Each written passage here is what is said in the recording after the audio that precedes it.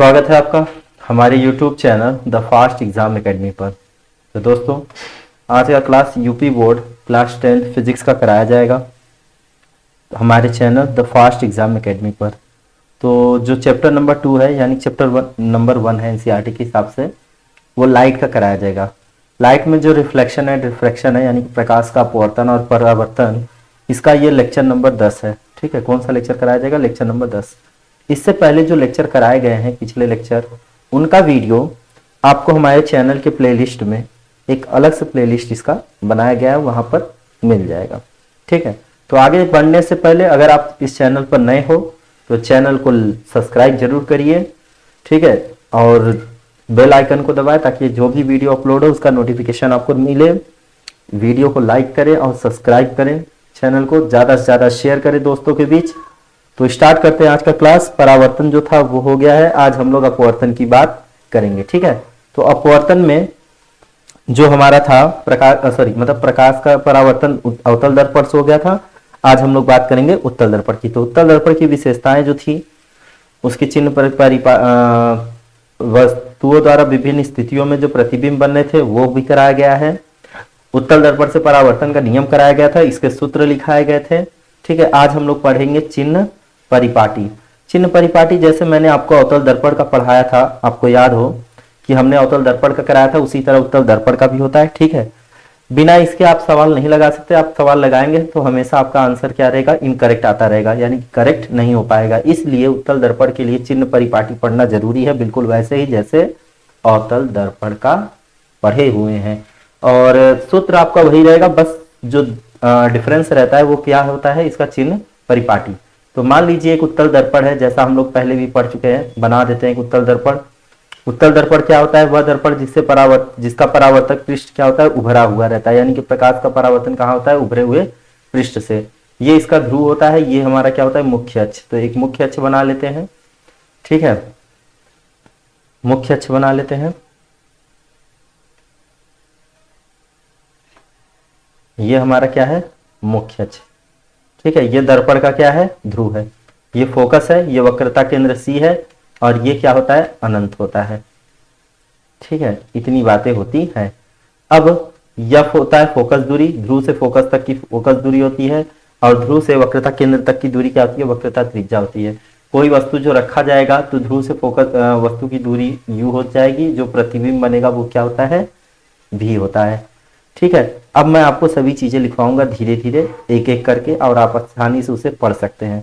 तो मार्कर का कलर मैं थोड़ा यहाँ पे चेंज करूंगा ताकि आपको चीजें साफ साफ और अच्छे से दिखाई दे। ठीक है, तो पहली बात करते हैं प्रतिबिंब की दूरी। तो एक बात याद रखिएगा, जो प्रतिबिंब की दूरी होती है वह किससे दिखाया जाता है? u से। ठीक है, और ये किस में रखा जाएगा? माइनस में। क्यों? क्योंकि आप पढ़े हो, जैसे मैं अगर कहूँ चतुर्थांश के बारे में, चतुर्थांश यानी काटकीय रूप, आप अच्छे से अगर आपको याद हो तो अगर मैं इसका ध्रुव उठा के रख दूं कहाँ पे? चतुर्थांश पे, बिल्कुल इस तरीके से। ठीक है, तो चतुर्थांश में आप पढ़े थे कि राइट तरफ क्या होता है? प्लस होता है, लेफ्ट साइड क्या होता है? माइनस, ऊपर की तरफ क्या होता है? प्लस, और नीचे की तरफ क्या होता है? माइनस। तो बताइए, जब वस्तु आप लेफ्ट साइड रखेंगे यानी कि बाएं साइड, ये ध्रुव मूल बिंदु 0 0, ध्रुव को कहाँ रखेंगे? मूल बिंदु पर। तो लेफ्ट साइड यानी कि बाएं तरफ क्या होता है? माइनस होता है। इसी वजह से वस्तु की दूरी हमेशा किस में रखी जाएगी? माइनस में रखी जाएगी। क्यों रखी जाएगी? क्योंकि वस्तु को कहाँ रखा गया है? Left side. ठीक है, ये हो गया हमारा प्रतिबिंब की दूरी। ठीक है, अब वस्तु की ऊंचाई। वस्तु की ऊंचाई यानी कि बिंब की ऊंचाई, वस्तु को ही बिंब कहते हैं। तो बिंब वस्तु की ऊंचाई जो कि हम लोग दिखाएंगे किससे? h1 से। ये सारी बातें मैं बताया हूं। प्लस क्यों होगा? क्योंकि इसका सिरा कहाँ होता है? ऊपर की तरफ। ठीक, कोई दिक्कत नहीं, एक अलग से पेज ले लेते हैं, उस पर सारी बातें आपको मैं समझा दे रहा हूं, और इन चीज को आप नोट करते हुए चलिएगा, बिना इसके न्यूमेरिकल सॉल्व नहीं हो पाएगा। तो वस्तु की ऊंचाई हो गई। अब अगर मैं बात करूं इसी से संबंधित प्रतिबिंब की ऊंचाई, तो प्रतिबिंब की ऊंचाई क्या होगा? यहाँ पे किससे दिखाएंगे? h2 से। किस में होगा? प्लस में। क्यों? क्योंकि जितना प्रतिबिंब बन रहा था सब दाहिने तरफ, उसका सिरा कहाँ था? ऊपर की तरफ, आभासी तथा सीधा बनता था, इसीलिए क्या होगा? प्लस होगा। ठीक है, प्रतिबिंब हो गया, वस्तु की ऊंचाई होगी, प्रतिबिंब की ऊंचाई होगी। अब बात करते हैं वक्रता त्रिज्या की। तो इसकी वक्रता त्रिज्या किससे दिखाते हैं, आर से। किसमें होगा, माइनस में, क्यों, क्योंकि वस्तु कहाँ रखी जाती है, left side, sorry right side है ना, तो क्या रहेगा, प्लस रहेगा। वक्रता त्रिज्या क्या रहेगा, प्लस रहेगा। अगर वक्रता त्रिज्या प्लस है तो फोकस दूरी भी क्या होगी, प्लस होगी, यानी कि एफ भी क्या होगा, प्लस होगा। एक हमारा बचता है प्रतिबिंब की दूरी। तो बताइए प्रतिबिंब की दूरी जो कि दिखाते हैं किससे, भी से, ये भी क्या होगा, प्लस में। क्यों, क्योंकि प्रतिबिंब कहाँ बन रहा था, दाहिने तरफ। देखिए यहाँ पे प्रतिबिंब बन रहा था, ठीक है, दाहिने तरफ। मैं आपको दिखा दे रहा हूं, यहाँ पे प्रतिबिंब बना था, ठीक, दाहिने तरफ, और एक फोकस पे बना था, यहाँ पे फोकस पे, ठीक, दाहिने तरफ बना इसलिए प्लस। और मुंडी कहाँ होता है इसका, ऊपर की तरफ। सिरा कहाँ होता है, ऊपर की तरफ। ऊपर की दिशा में क्या होती है, धनात्मक होती है। बात समझ में आई। ये बातें मैं आपको अवतल दर्पण में बताया, फिर उत्तल दर्पण में बता रहा हूँ, फिर आपको लेंस में भी बताऊंगा। लेकिन मैं उम्मीद करता हूँ कि आप चीजें ये जल्दी से याद कर लें। जितनी जल्दी याद कर लेंगे उतना ही ज्यादा आसानी से आप सवाल लगाना शुरू कर देंगे, क्योंकि अभी हम लोग को उत्तल लेंस भी पढ़ना है। और आपका एग्जाम एक से 2 महीने बाद, यानी कि 24 फरवरी डेट आ गई है, और ये दिसंबर चल रहा है, ठीक। देखिए अब हम लोग बात करेंगे रेखीय आवर्धन या आवर्धन की। रेखीय आवर्धन, या हम लोग क्या कह सकते हैं, आवर्धन। किससे दिखाते हैं, यम से। क्या होगा, प्लस होगा। क्यों होगा, क्योंकि प्रतिबिंब की ऊंचाई और वस्तु की ऊंचाई भी क्या होती है, प्लस ही होती है। तो इतनी बातें अगर आपको याद हो और आप अच्छे से कॉपी में नोट कर लें, तभी आप न्यूमेरिकल अच्छे से लगा पाएंगे। मैं उम्मीद करता हूं कि आप सभी बातें नोट कर लिए हैं, और मैं अब न्यूमेरिकल कराने जा रहा हूं। आप वीडियो रोकिए, इन सब बातों को नोट करिए, जैसा फिगर बनाए वैसा फिगर बनाइए, ताकि आसानी से सवाल लगाया जा सके, आपको बताया जा सके, चीजें समझाई जा सके, और आप उसे अच्छे से नोट करते हुए चलें। ठीक है, चले क्वेश्चन पे। तो स्टार्ट करते हैं। पहला सवाल कह रहा है एक उत्तल दर्पण से 25 सेंटीमीटर की दूरी पर, एक उत्तल दर्पण है, ठीक है, 25 सेंटीमीटर की दूरी पर रखी एक वस्तु की प्रतिबिंब की लंबाई वस्तु की लंबाई की आधी है होती है, ठीक है, कोई दिक्कत नहीं। एक उत्तल दर्पण 25 सेंटीमीटर की दूरी पर रखा, एक उत्तल दर्पण से 25 सेंटीमीटर की दूरी पर रखी गई एक वस्तु, तो वस्तु कितनी दूरी पर रखा गया, 25 सेंटीमीटर। तो हम लोग लिखेंगे वस्तु की दूरी किससे दिखाते हैं, यू से। किस में लिखेंगे, माइनस में। क्यों लिखेंगे, क्योंकि वस्तु की दूरी हमेशा माइनस में होती है। अब माना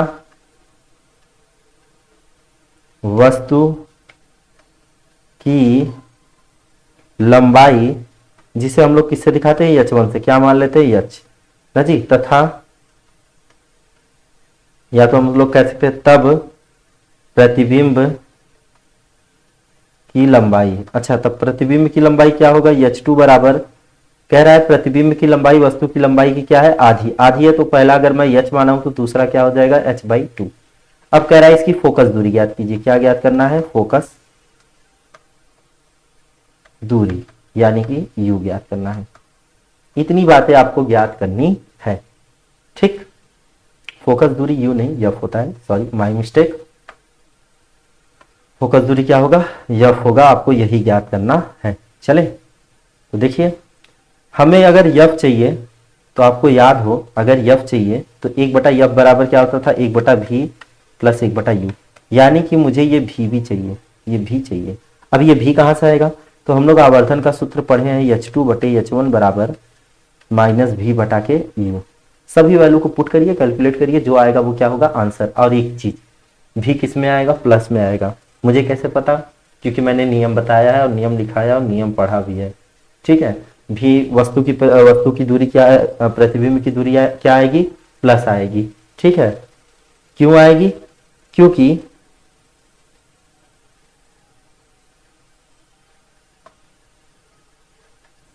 ठीक है, तो देखिए h2 का मान क्या है, प्रतिबिंब की ऊंचाई h/2 होता है। h1 कितना दिया है, h दिया है, माइनस v हो जाएगा, u का मान कितना है, -25। ये माइनस से माइनस कट जाएगा, h से h कट जाएगा, तो यहाँ पे जो होगा वो क्या आएगा, 1/2 बराबर v/25। आराम से हल कर लेते हैं, तो तिरछा गुणा करेंगे, ये होगा 25/2 बराबर के v। तो v का मान कितना आएगा, 25/2। देखा, प्लस आना चाहिए, आपको कतई सोचना नहीं है, ठीक है। इसलिए मैं कह रहा हूँ चिन्ह परिपाटी आराम से पढ़िए। प्लस आया यानी कि आंसर सही है। क्यों सही है? क्योंकि प्रतिबिंब की दूरी उत्तल दर्पण में क्या होती है? प्लस होती है। आप सॉल्व करेंगे तब भी किस में आया? प्लस में, यानी कि आपका एजम्पशन बिल्कुल करेक्ट है। उसे अच्छे से नोट करिए, ठीक है। सेंटीमीटर। अब बात कर, ये भी का मान उठा के कहाँ पे रख दूं? यहाँ पर। और यू का मान हमें पता है, रख के सॉल्व कर लेते हैं। तो देखिए क्या आ जाएगा, एक अलग से पेज ले लेते हैं, उस पर सॉल्व कर लेते हैं। तो 1/f बराबर 1/v का मान कितना है? 25/2 प्लस 1/u का मान -25। यफ का मान भी प्लस में आएगा। कैसे पता? मुझे पता है, क्योंकि फोकस दूरी क्या होती है उत्तल दर्पण की? प्लस होती है। अगर माइनस में आ गया तो मेरा आंसर क्या होगा? रॉन्ग होगा।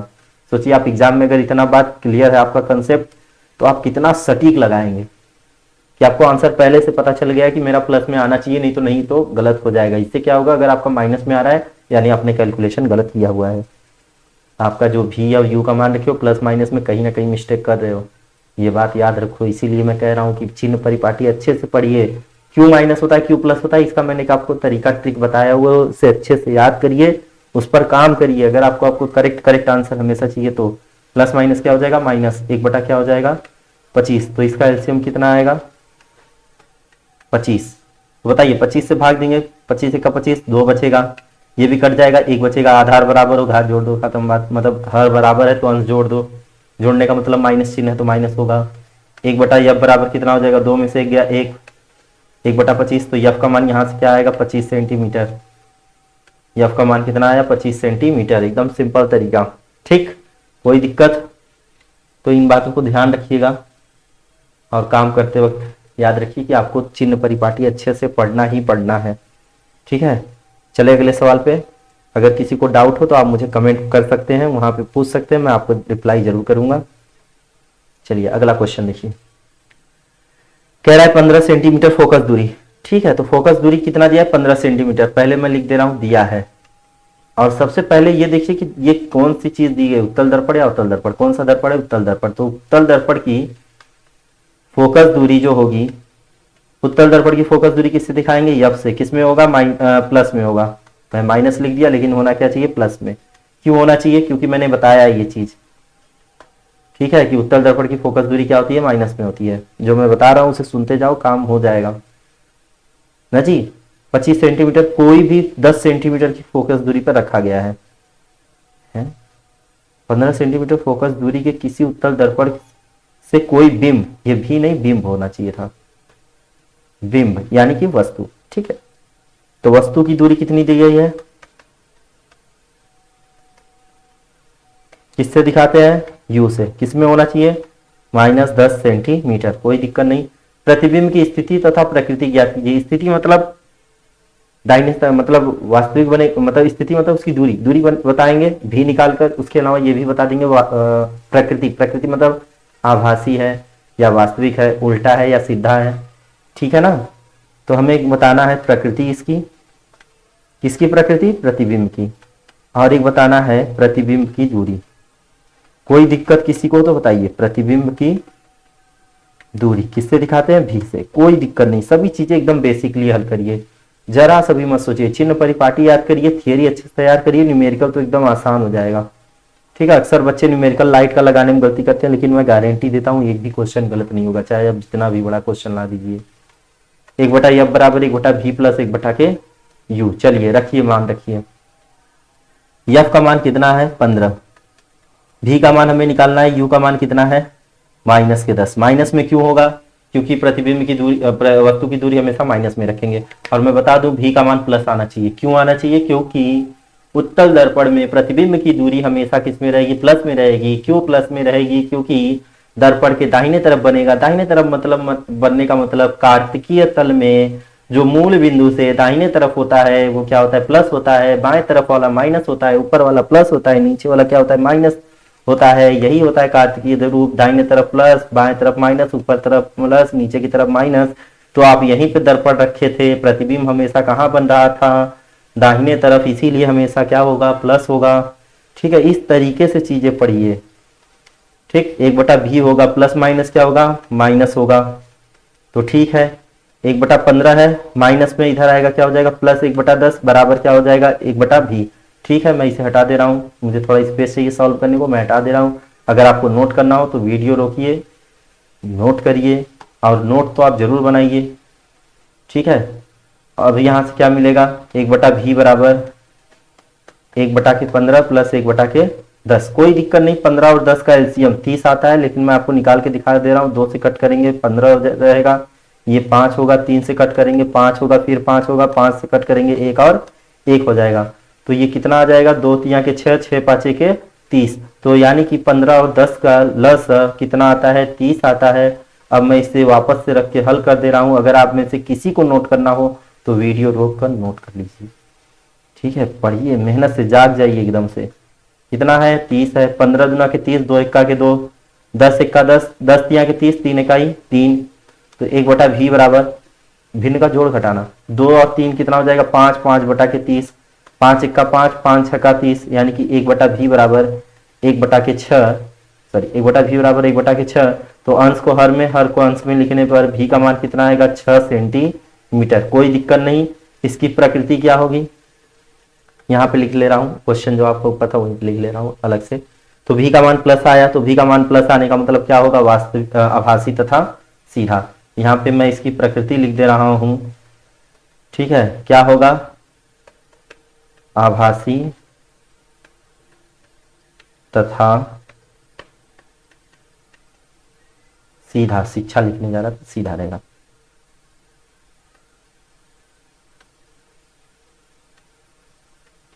आभासी तथा सीधा, कोई दिक्कत नहीं। चले अगले क्वेश्चन पे। अगर किसी को डाउट हो तो आप कमेंट करिए, ठीक है, मैं रिप्लाई करूंगा, लेकिन तैयारी अच्छे से करिए, ठीक। देखिए, कह रहा है एक उत्तल दर्पण। चलिए भाई, बात उत्तल दर्पण की हो रही है। वैसे मैं क्वेश्चन करा रहा हूँ इसलिए नोटिस करा रहा हूँ कि उत्तल दर्पण, लेकिन याद रखिए आप क्वेश्चन लगाते वक्त ध्यान रखिएगा एग्जाम में उत्तल दर्पण है या अवतल दर्पण है, लेंस है या दर्पण है, तभी नियम लगाइएगा। और ये बात आपको याद रखनी होगी, दर्पण में प्लस कौन होता है, कौन माइनस, कैसे याद करना है वो भी मैं आपको बता दिया हूँ, ठीक। उत्तल दर्पण की फोकस दूरी, तो बताइए फोकस दूरी किससे दिखाते हैं, फोकस दूरी जब से 15 सेंटीमीटर प्लस में होगा, क्योंकि दाहिने तरफ रहता है। एक वस्तु इसके मुख्य अक्ष पर ध्रुव से 30 सेंटीमीटर दूरी पर रखा गया है, तो वस्तु को 30 सेंटीमीटर दूरी पर रखा गया नहीं है कि वस्तु की दूरी 30 सेंटीमीटर पर दूरी पर रखा गया है, तो वस्तु की दूरी कितनी होगी, -30 सेंटीमीटर। माइनस में क्यों, क्योंकि वस्तु की दूरी हमेशा माइनस में होगा, क्योंकि यह कार्तीय रूप में देखा जाए तो कहाँ पे होता है, बाएं तरफ, ठीक है। अच्छे से वस्तु के प्रतिबिंब की दूरी ज्ञात कीजिए तथा इसका किरण आरेख बनाइए। चलिए किरण आरेख भी बना देंगे। पहले हम लोग क्या निकालते हैं, वस्तु के प्रतिबिंब की दूरी, यानी कि एक हमें निकालना है प्रतिबिंब की दूरी, कोई दिक्कत, भी निकालना है। चलिए सॉल्व कर लेते हैं। क्या हो जाएगा, यहां से क्या होता है, 1/f बराबर 1/v प्लस 1/u। तो f का मान कितना है, 15, 1/v प्लस 1/u का मान कितना है, -30। कोई दिक्कत नहीं, 1/15 हो जाएगा, 1/v प्लस माइनस माइनस हो जाएगा, 1/30 हो जाएगा, 1/15 माइनस है, बराबर की तरह आएगा, क्या हो जाएगा, प्लस हो जाएगा, 1/v। चलिए आगे लिख लेते हैं। तो 1/v बराबर हम लोग क्या लिख सकते हैं, 1/15 प्लस 1/30, क्योंकि जिसका मान निकालना होता है उसे कहाँ रखते हैं, लेफ्ट साइड, बाकी सबको राइट साइड। 15 और 30 का एलसीएम बचपन में पढ़े थे, कितना आएगा, 30 ही आएगा। फिलहाल सॉल्व कर दे रहे हैं, ये 15 हो जाएगा, ये भी 15, 3 से करेंगे, 3 5 1 15, 3 5 1 15, फिर अंत में 5 से हल कर देंगे तो ये क्या आ जाएगा, 1 और 1, यानी कि 5 3 15, 15 दूना के 30। तो मेरा जो एलसीएम आएगा वो कितना आएगा, 30 सेंटीमीटर आएगा। मैं इस चीज को हटाने जा रहा हूं। अगर आप में से किसी को नोट करना हो तो नोट कर लीजिए, नहीं तो रहने देते, स्पेस तो है हमारे पास। तो देखिए क्या हो जाएगा, 15 दूना के 30, 2 इकाई 1, 30 एक्का 30, 1 इकाई 1, 1/v बराबर 3/30। तो 3 एक्का 3, 3 दहा में 30, यानी कि 1/v बराबर 1/10। यहां से मैं लिखना चाहूं तो v का मान आएगा 10 सेंटीमीटर। v का मान प्लस में आया, यानी कि आंसर बिल्कुल क्या है, करेक्ट है। मैंने कहा था ना, थियरी पढ़िए, थियरी जितना अच्छा पढ़ेंगे उतना मस्त आंसर आएगा, बिना कुछ सोचे। थियरी अच्छे से तैयारी करिए, जितना अच्छा मैं एक्सप्लेन किया हूँ अगर तैयारी कर लो, एक क्वेश्चन बाहर नहीं रहेगा। चाहे तो मैं आपको हल करके कई प्रीवियस ईयर क्वेश्चन दिखा भी दूंगा यहाँ पर। तो v का मान कितना है, 10 सेंटीमीटर, और u का मान कितना है, -30 सेंटीमीटर, जबकि f का मान कितना है, 15 सेंटीमीटर। ठीक है, ये 15 मैं अच्छे से लिख ले रहा हूँ यहाँ पे, जो भी इसकी 15, चलिए देखिए, अब मैं किरण आरेख बना रहा हूं, तो पहले क्या करूंगा, एक उत्तल दर्पण बना लूं, बड़ा सा खूबसूरत सा, बिल्कुल एचडी दिखे, ताकि ये हमारा पेंट हो गया मुख्य अक्ष या फोकस, और यहाँ पे वक्रता केंद्र सी, और ये हो गया ध्रुव, और यहाँ से डैश डैश डैश मैं लिख ले रहा हूँ अनंत। कोई दिक्कत नहीं। फोकस दूरी हमारा कितना दिया गया, 15 सेंटीमीटर। चलिए थोड़ा बंद लेते हैं, 15 सेंटीमीटर। जाहिर सी बात है जो सी होगा वो कितना होगा, 30 सेंटीमीटर। सी कितना होगा, 30 सेंटीमीटर। तो कोई दिक्कत नहीं, 15 गुना के 30 होता ही है। और यू कितना दिया गया है, यू यू इधर रखा जाएगा, लेफ्ट साइड, हमेशा क्या रखा जाएगा, लेफ्ट साइड। यहीं पे वस्तु रख देते हैं, जिसकी हम लोग लिख दे रहे हैं दूरी कितना है, 30 सेंटीमीटर। कोई दिक्कत नहीं, ठीक है। अब मैं कलर चेंज करूंगा मार्कर का, ताकि आपको चीजें अच्छी दिखाई दे। ये वस्तु की स्थितियां हो गई, यही वस्तु है, ठीक है, ये वस्तु है। अब देखिए फिगर बनाते हैं, जैसा नियम पढ़े हो। ये दूसरा नियम था, जब वस्तु को अनंत और ध्रुव के बीच रखा जाए, कहाँ बनता था, ध्रुव और फोकस के बीच बनता था, ठीक है। अब बनाते हैं कैसे, तो आप पढ़े हो, मुख्य अक्ष के समांतर अगर प्रकाश की किरण आती है तो वो दर्पण से क्या हो जाएगी, परावर्तित हो जाएगी। लेकिन ऐसा लगेगा कहाँ से आ रहा है, फोकस से। दूसरा, अगर आप पढ़े होंगे, कोई प्रकाश की किरण सीधा सी की तरफ जाती है, यानी कि वक्रता केंद्र की तरफ, तो अपने पथ पर वापस लौट जाती है, परंतु ऐसा प्रतीत होगा कहाँ पे जा रहा है, सी पर। यही डैश डैश जो है, यही हमारा क्या है, प्रतिबिंब की दूरी। यानी जो प्रतिबिंब बना है वो कितना होना चाहिए, 15 सेंटीमीटर से कम। 15 सेंटीमीटर से क्या होना चाहिए, कम होना चाहिए, क्योंकि ध्रुव से यफ की दूरी कितनी है, 15 सेंटीमीटर। तो भी का जो मान आएगा, यानी कि प्रतिबिंब की दूरी, प्रतिबिंब की दूरी भी छोटा होना चाहिए फोकस की दूरी से। और अब देखिए, तो मेरा आंसर भी आया भी 10 और वो 15 से क्या छोटा है। बताइए कितना करेक्ट लगा दिया। बात समझ में आ रही है ना। सोचिए, आप थियरी को आप न्यूमेरिकली करके फिर उसका रे डायग्राम बना के दिखा दिए कि हाँ, थियरी अगर हम पढ़े हैं तो न्यूमेरिकली हल करके उसे थियरी से रिलेट भी कर सकते हैं। इतना बेहतरीन ये क्वेश्चन था, ठीक है। रे डायग्राम बना दिए, रे डायग्राम से आपको पता भी चल रहा है आपका आंसर करेक्ट आया है कि नहीं, ठीक है। कोई डाउट हो तो बताइए। इससे ये बात क्लियर है कि अगर फोकस दूरी 15 दिया था, वस्तु चाहे जहां रखेंगे 15 से वो नीचे ही आएगा। आप नोट कर लीजिए, जब भी आप वस्तु कहीं भी रखिएगा, चाहे 30 की जगह 35 रख दीजिए, 40 रख दीजिए, वो आप हमेशा देखेंगे भी का मान यफ के मान से छोटा आएगा, क्योंकि प्रतिबिंब उसी के बीच में ही बनना है।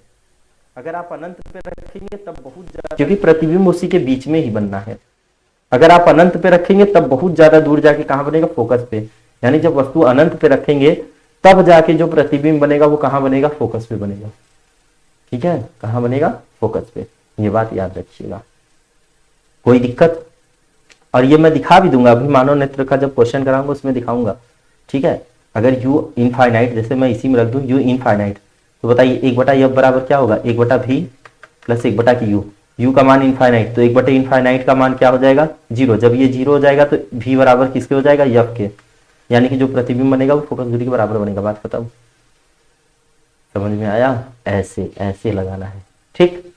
अच्छे से चीजें देखिए, रियलाइज करिए कि हाँ ये चीजें हो रही हैं, कैसे हो रही हैं। अब सोचिए, आपको अगर इतना पर भी सोचिए, आप एग्जाम में क्वेश्चन सॉल्व कर रहे हैं, आपको ये पता चल जा रहा है कि आपका आंसर सही आ रहा है कि नहीं, तो वाकई में आप एग्जाम में गलती कर ही नहीं सकते, ठीक है।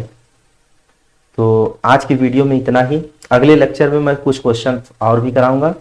अगर किसी को किसी तरह का डाउट हो तो आप मुझे कमेंट जरूर करिए, मैं आपको रिप्लाई करूंगा। अगर कोई आपकी तरफ से कोई क्वेश्चन हो तो आप हमें कमेंट करिए, मैं आपको वो क्वेश्चन वीडियो के माध्यम से सॉल्व करके जरूर दे दूंगा, ठीक। तो मिलते हैं हमारे अगले वीडियो में। धन्यवाद आपको। अगर वीडियो अच्छा लगा हो तो वीडियो को लाइक करिएगा, चैनल को सब्सक्राइब करिएगा।